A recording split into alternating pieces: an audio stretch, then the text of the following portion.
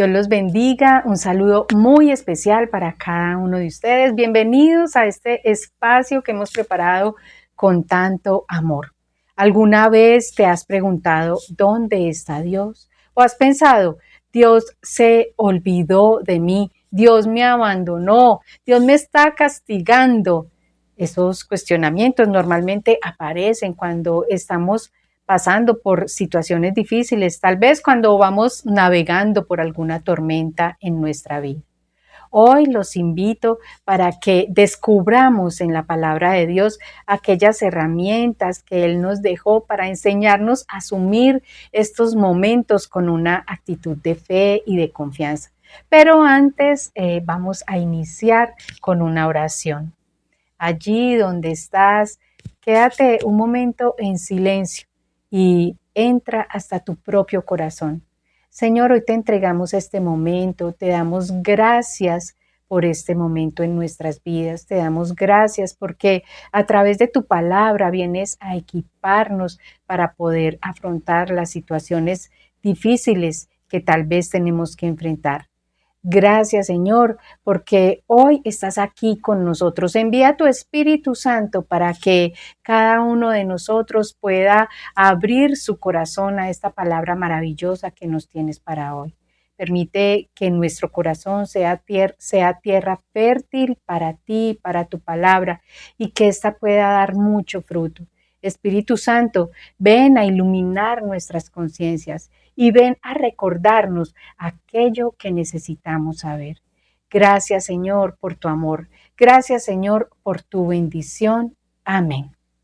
Muy bien, entonces iniciamos con un salmo hermoso. El Salmo 10 nos dice, ¿por qué, Yahvé, te quedas lejos? Te escondes en las horas de la angustia. Y precisamente esto era lo que estaba sintiendo el rey David en este momento.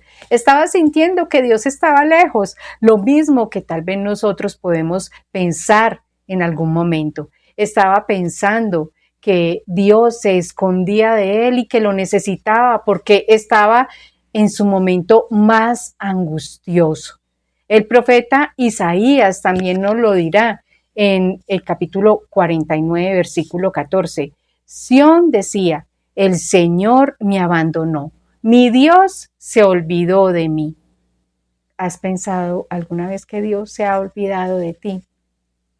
En este mismo capítulo, el profeta Isaías nos da la respuesta ante esta pregunta que se hizo en el versículo 14 y dice, ¿pero acaso una madre olvida o deja de amar a su propio hijo? Pues aunque ella lo olvide, yo no te olvidaré. Quienes somos madres o padres, podemos entender que un hijo se lleva en el corazón, siempre, todos los momentos del día, que un hijo se lleva en las entrañas y que duele tal vez más que uno mismo. Y por eso es tan hermoso saber que Dios incluso nos puede amar más, que estamos en el corazón de Dios, que estuvimos en la mente de Dios y que Él nos lleva allí guardados y marcados, como nos dirá también el profeta, en la palma de su mano. Es decir, nunca, nunca, nunca nos olvidará. Aunque nosotros pensemos que sí lo hace, Él no lo hará. Y debería darnos una gran confianza esta palabra, saber que siempre está con nosotros, que a pesar de esos momentos de angustia, que a pesar de esos momentos de tormenta, tal vez en los que la incertidumbre y el miedo y la angustia pueden apoderarse de nosotros y nublar nuestra mente y también nuestra capacidad de tomar decisiones, nuestra capacidad de ser objetivos para analizar la situación que estamos viviendo. Él no nos dejará. Él estará allí siempre iluminando nuestras vidas, iluminando nuestros caminos. Por eso también me gustaría que meditáramos un poco en qué ocurrió cuando los discípulos tuvieron que enfrentar una tormenta. Nos cuenta Marcos en el capítulo 4, que Jesús estaba con sus discípulos, estaba enseñándole a una gran cantidad de gente, les contó parábolas, porque recordemos que Jesús siempre enseñaba a través de parábolas para que las personas pudieran entender mucho más fácil su mensaje y lo pudieran asociar con situaciones que ellos vivieran a diario. Les había contado ya la parábola del sembrador, les había contado la parábola de la semilla de mostaza. Recordemos también que esa parábola del sembrador hace un énfasis especial en la palabra de Dios, en qué tan importante es que nuestra fe crezca basado en la palabra de Dios. Bueno, al anochecer de este momento glorioso, de este día maravilloso en el que Jesús estuvo predicando, sanando, amando a todas las personas que estaban a su alrededor, pues Jesús invita a sus discípulos y les dice, bueno, muchachos, ¿qué tal si pasamos a la otra orilla del lago? Se subieron en la barca y mientras iban en el lago, nos cuenta el versículo 37 del capítulo 4 de Marcos, en esto se desató una gran tormenta, se desató una tormenta con un viento tan fuerte que las olas caían sobre la barca, de modo que se llenaba de agua. Jesús se había dormido en la parte de atrás y los discípulos se asustaron mucho y llegaron a despertarlo. Pero entonces contextualicemos un poco este texto bíblico. Recordemos que Pedro, que Juan, que Andrés, ellos eran pescadores, ese era el oficio de ellos. Ellos normalmente estaban en el mar, en una barca, pasaban la noche, estaban pescando. Obvio, ellos ya habían vivido tormentas en su vida y sabían cómo manejarlo. Sin embargo, esta era una gran tormenta y llegó a asustarlos. Y yo te pregunto hoy, ¿cuál es la tormenta por la que estás atravesando? ¿Cuál es la tormenta por la que está navegando la barca de tu vida? ¿Será la tormenta de la enfermedad o tal vez una tormenta familiar, una tormenta en tu matrimonio, en tu vida laboral, en tu trabajo, con tus compañeros? ¿Cuál es esa tormenta que te deja sin aliento, esa tormenta que te asusta, esa tormenta que te da miedo? Pregúntate allí muy en lo profundo de tu corazón y entrégale esa tormenta a Dios en este momento. Muy bien, los discípulos llegaron, despertaron a Jesús y las palabras de los discípulos para Jesús fueron: no te importa que nos estemos hundiendo. No, pues no creo que haya sido en ese tono. No te importa, Señor, que nos estemos hundiendo, Maestro. Nos vamos a morir. No te importa lo que está pasando. Y muchas veces es el pensamiento que tenemos y le decimos al Señor: Señor, no te importa todo el sufrimiento que yo tengo. No te importa, Señor, todo lo que me hace esta o aquella persona. No te importa lo que me están diciendo. ¿Por qué no actúas, Señor? ¿Acaso te has olvidado de mí? Como lo decíamos al principio. Jesús en ese momento se levantó y le habló al viento. Le dio la orden al viento y le dijo: silencio, quédate quieto. Después de esto, dijo a los discípulos, primero intervino en esa situación, después le dijo a los discípulos: ¿y ustedes por qué están tan asustados? ¿Todavía no tienen fe? Yo me imagino a Jesús como con un poco de cara de decepción. ¿Todavía no tienen fe? Venimos todo el día predicando acerca de la palabra de Dios, acerca de la fe, acerca del reino de los cielos, que es como una pequeña semilla de mostaza, pero que crece y que sus ramas pueden darle abrigo y sombra a una multitud.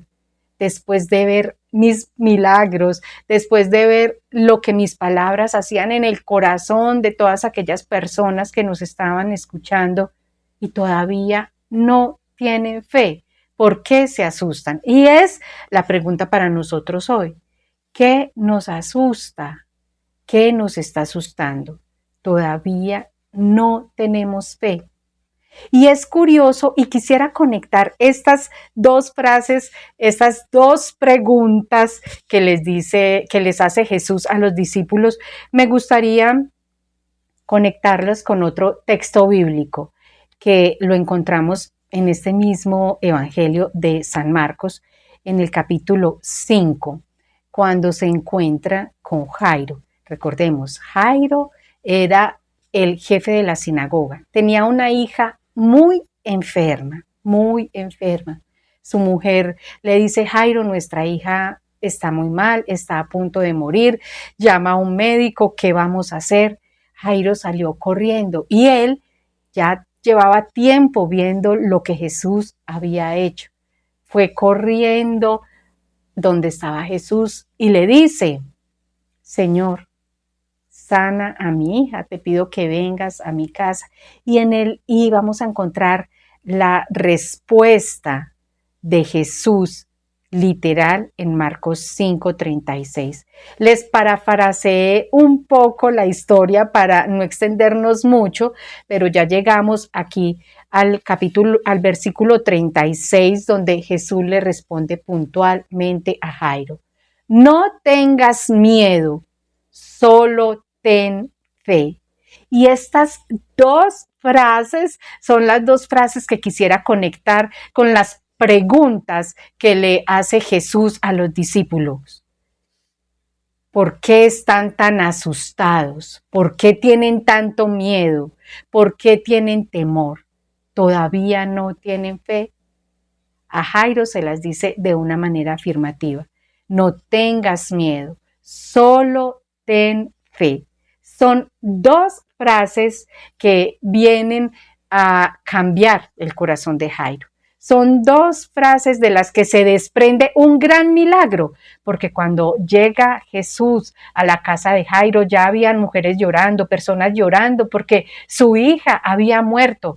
Y le dicen: no, Señor, ya no, o sea, ya murió, ya, ¿para qué vienes? Ya es tarde.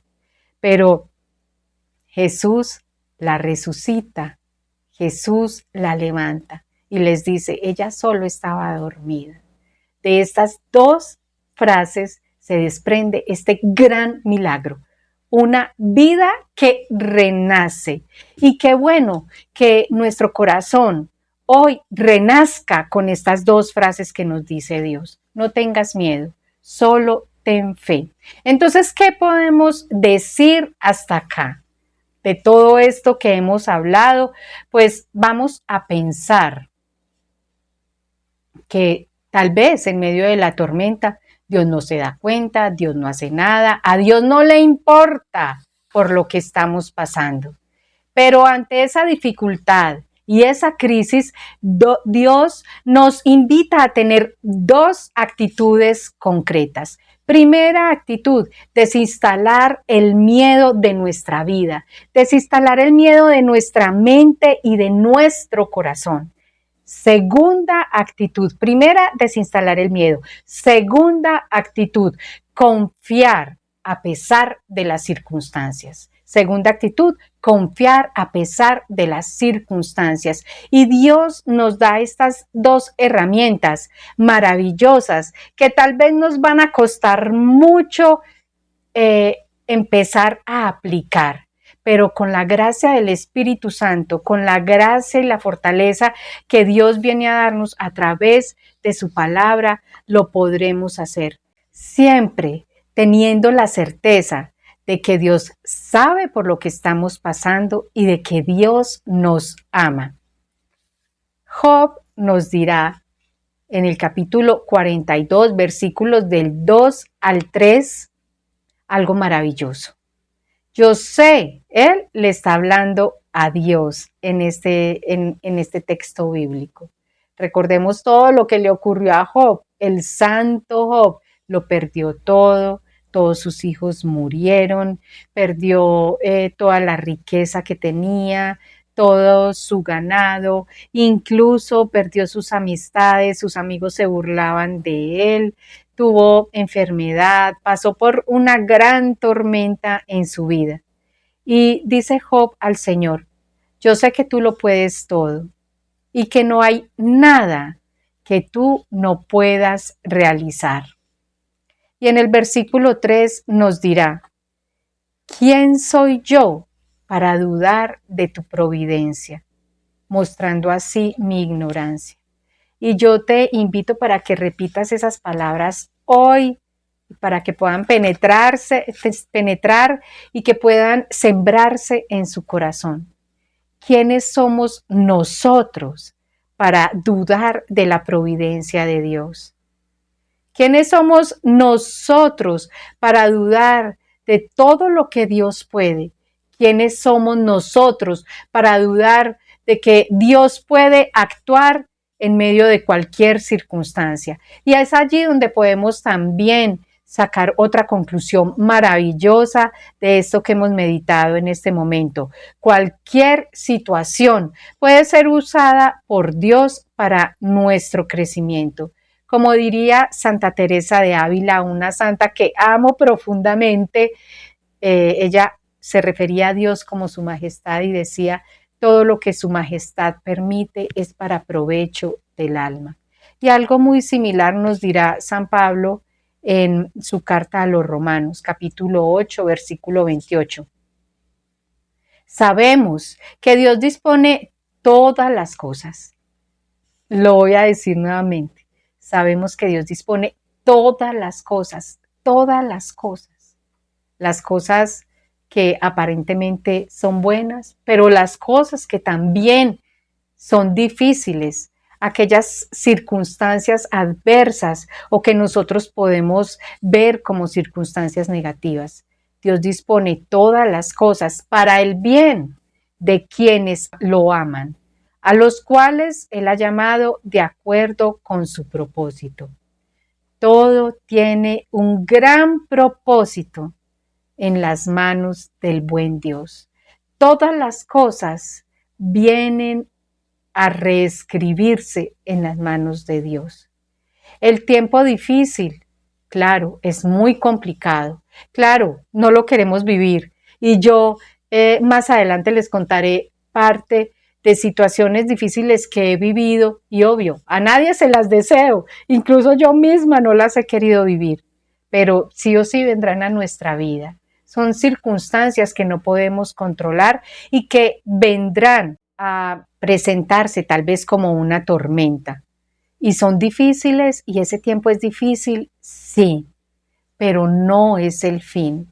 Ese tiempo hace parte de un proceso, como lo dirá Santa Teresa, un proceso que viene a embellecer nuestra alma. Todo lo que su majestad permite es para provecho del alma, un proceso que va a aprovecharnos, un proceso que va a hacer que subamos de escalón. La palabra crecimiento tiene su raíz en la palabra crisis. Toda crisis trae crecimiento. Entonces, en ese sentido, entendiendo que Dios tiene propósitos eternos y maravillosos que tal vez nosotros no comprendemos, deberíamos empezar a hacernos las preguntas correctas. No por qué, sino para qué. ¿Para qué, Señor, estás permitiendo esto en mi vida? ¿Para qué, Señor, ha llegado esta tormenta a mi vida? ¿Para qué, Señor, estoy viviendo esta dificultad de salud de mi hijo o de mi familia o mía propia? ¿Para qué, Señor? ¿A qué lugar me vas a llevar después? ¿A qué crecimiento me vas a llevar después? ¿Qué propósito tiene esta crisis en mi vida y en la vida de mi familia? Hacernos la pregunta correcta va a permitir que nuestro corazón se abra a la confianza para que sea el Espíritu Santo el que dirija nuestros pasos. Recordemos dos actitudes concretas.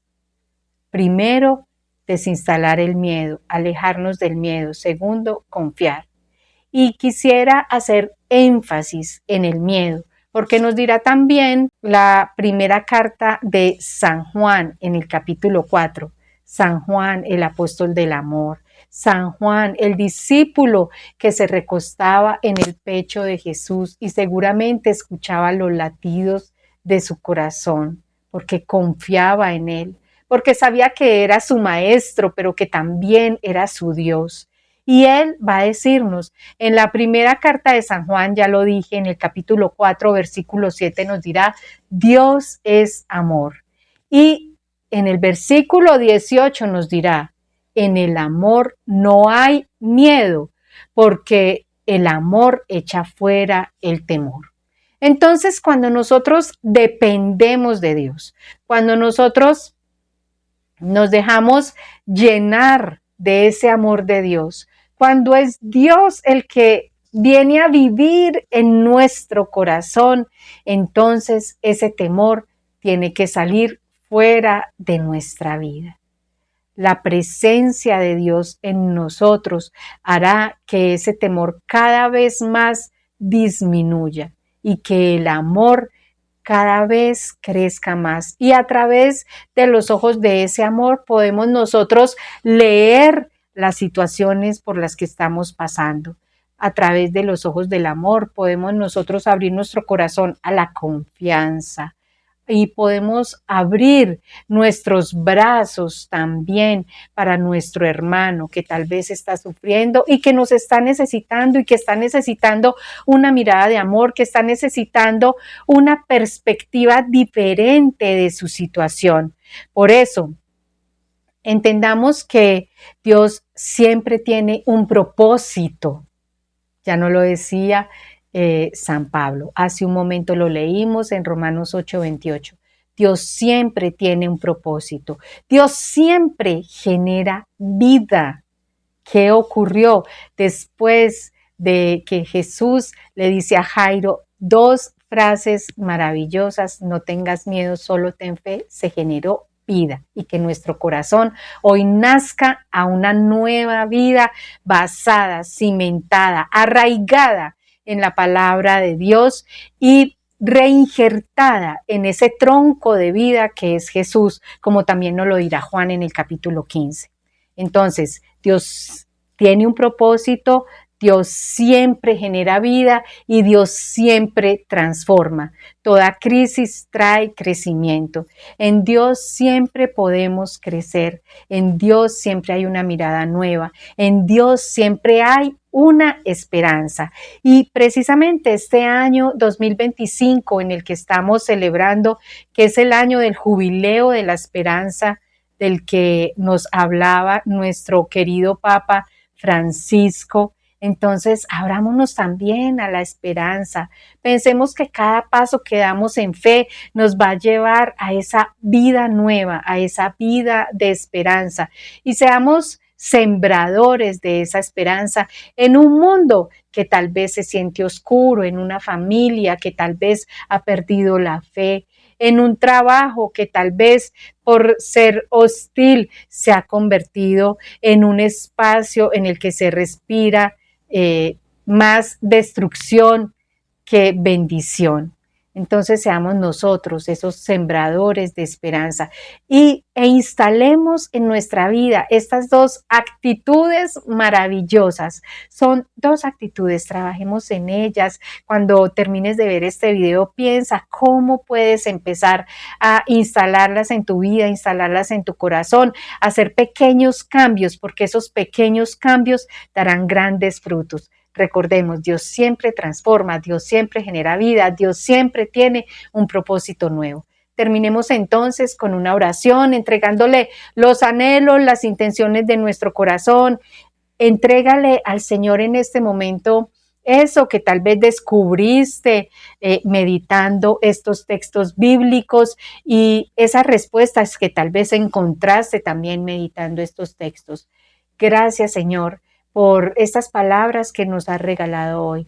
Gracias, Señor, por escribirlas en nuestro corazón. Permite que tu Espíritu Santo venga a soplar, venga a encender el fuego en nuestro corazón para que tengamos un deseo profundo de realizar cambios que nos lleven hacia un lugar de bendición.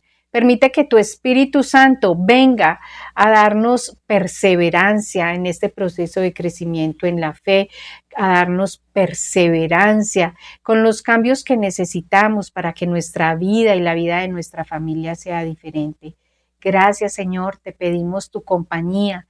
Y a ti, Santísima Virgen María, también te pedimos que nos cobijes con tu manto precioso, que tomes nuestra mano y que nos lleves a los pies de tu Hijo Jesús. Amén.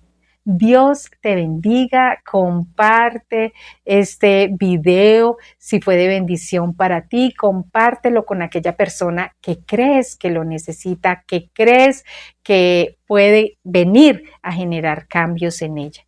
Un abrazo, hasta la próxima.